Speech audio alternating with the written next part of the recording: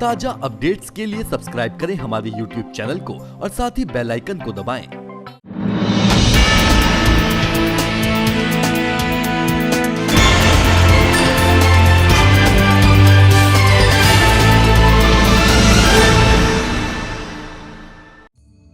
माता टोणी देवी के मंदिर की खासियत ये है कि यहाँ पत्थरों को टकराकर माता का आह्वान किया जाता है और माता हर मुराद पूरी करती है। लगभग 300 साल पुराने इस मंदिर में ये परंपरा आज भी निभाई जाती है। बेशक मंदिर परिसर में पीतल की घंटियां भी लगाई गई हैं, लेकिन लोग परंपरा को निभाना नहीं भूलते। नवरात्रों में यहाँ खूब चहल पहल रहती है। मंदिर के इतिहास की अगर बात करें तो मुगलों के अत्याचार से तंग आकर 3 शताब्दी पूर्व चौहान वंश के 12 भाइयों ने इस पहाड़ी दुर्गम क्षेत्र में शरण ली थी ताकि अपने धर्म व परिजनों की रक्षा कर सकें। उनके साथ उनकी बहन भी थी जिसे सुनाई नहीं देता था। भाभीयों के अक्सर तंग करने पर कन्या टोणी देवी क्षुब्ध होकर इस स्थान पर घोर तपस्या करते हुए भूमि में समा गई। उसी की याद में उसके भाइयों ने यहाँ छोटे से मंदिर की स्थापना की, जिसने आज भव्य रूप धारण कर लिया है। माता की याद में यहाँ हर वर्ष मेले का आयोजन होता है। नवरात्र में भी श्रद्धालु दूर दूर से यहाँ पहुँचते हैं। माता टोणी देवी को सुनाई नहीं देता था, इसलिए जब भी कोई मन्नत मांगता है तो वहाँ रखे पत्थरों को आपस में टकराता है और उसकी हर मनोकामना पूर्ण होती है। श्रमिक मंत्र के लिए हमीरपुर से अनवर हुसैन की रिपोर्ट।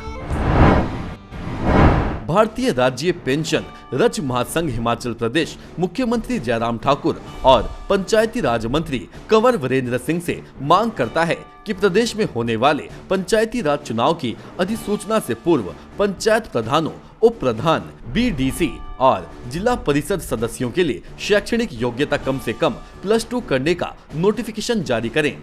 जारी प्रेस विज्ञप्ति में महासंघ के प्रदेश महामंत्री इंद्रपाल शर्मा ने कहा कि पंचायती राज को पारदर्शी और मजबूत तथा भ्रष्टाचार मुक्त बनाने के लिए इसको लागू किया जाना अति आवश्यक है। शर्मा ने कहा कि हरियाणा राज्य सहित कई अन्य राज्यों ने पहले ही इसे लागू कर रखा है। महासंघ सरकार से ये भी मांग करता है कि वर्तमान की सभी पंचायतों के 5 वर्ष के कार्यकाल में विकास कार्यों पर खर्च की गई राशि का निष्पक्ष ऑडिट करवाया जाए और सभी प्रधानों की इस अवधि में चल और अचल संपत्ति की भी जांच की जाए तथा दोषियों के विरुद्ध कड़ी कार्रवाई कर उन्हें चुनाव लड़ने के अयोग्य घोषित किया जाए।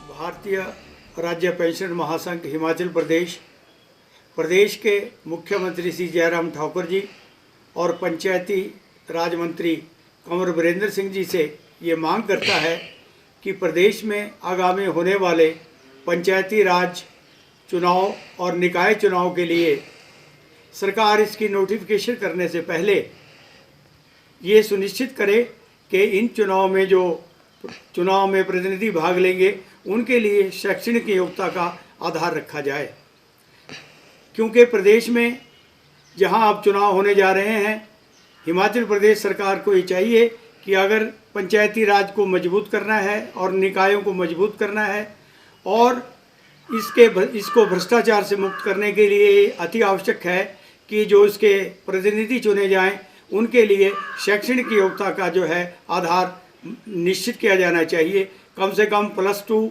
और जो पुराने हैं उनके लिए मैट्रिकुलेट और BA तक की जो है शिक्षा का शैक्षणिक योग्यता जो है निर्धारित की जाए, क्योंकि हिमाचल प्रदेश के साथ जो हमारा पड़ोसी राज्य है हरियाणा और अन्य कई राज्यों ने इस तरह का प्रावधान पहले से ही कर रखा है और ये आवश्यक भी है आज के इस दौर में कि पंचायतों में जो प्रतिनिधि चुने जाएं और अच्छी तरह से वो सरकार की योजनाओं का कार्यान्वयन कर सकें। राम शहर से श्रमिक मंत्र संवाददाता निशा ठाकुर के साथ पदम देव की report. DD College Dehradun. Admission open for academic session 2020-2021.